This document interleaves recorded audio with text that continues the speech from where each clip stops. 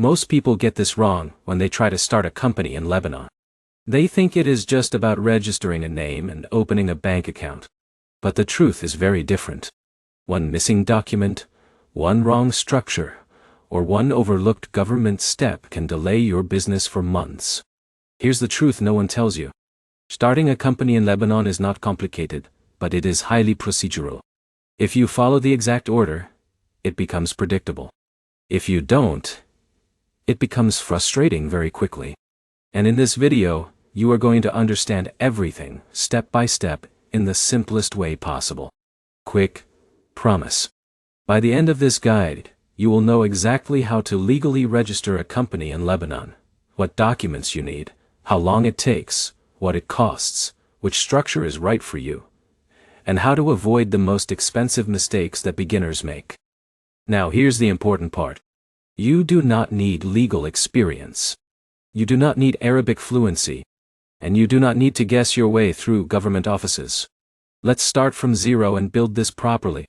The first thing you need to understand is that Lebanon has a structured but paperwork-heavy company registration system.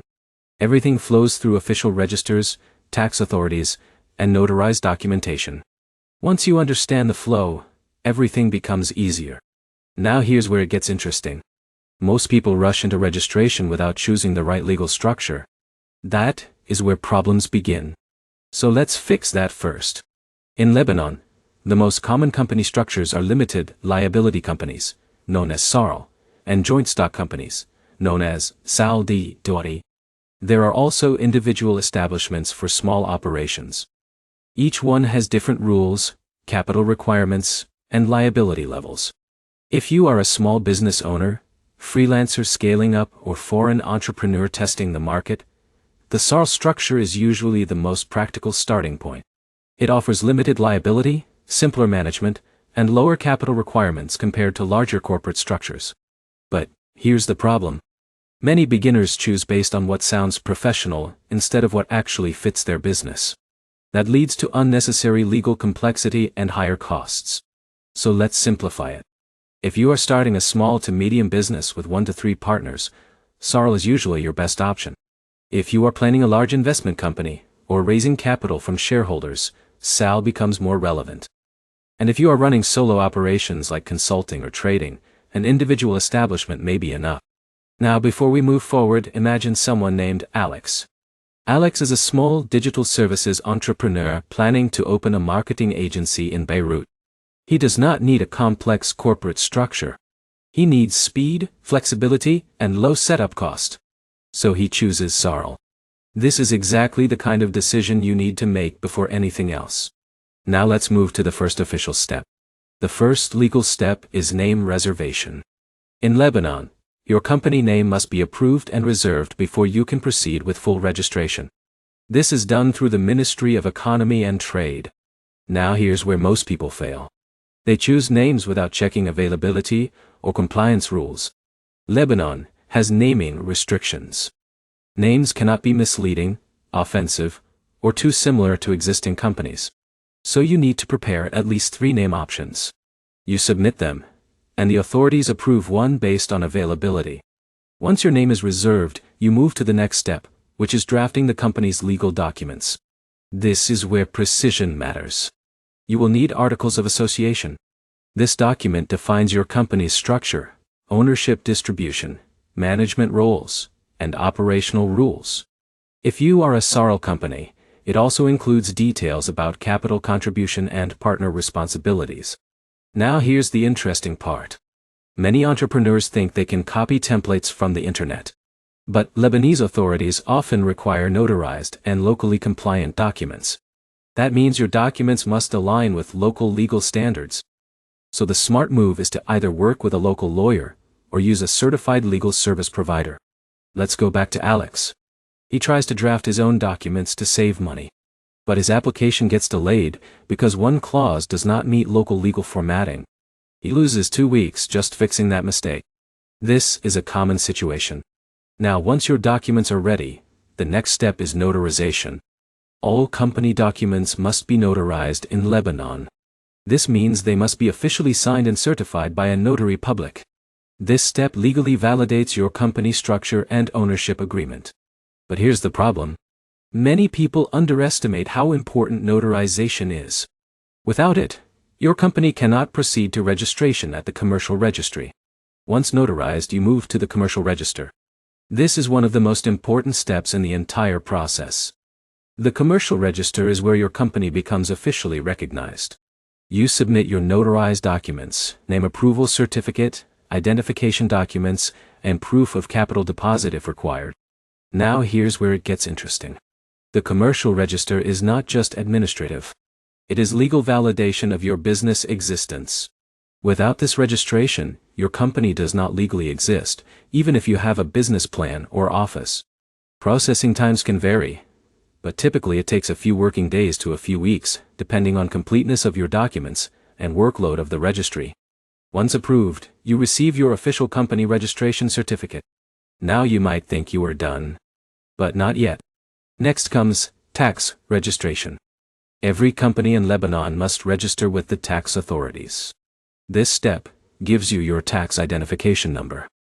Without it, you cannot issue invoices or legally operate as a business entity. Now here is where many new entrepreneurs get surprised. Tax registration is not optional. Even small companies must comply from the beginning.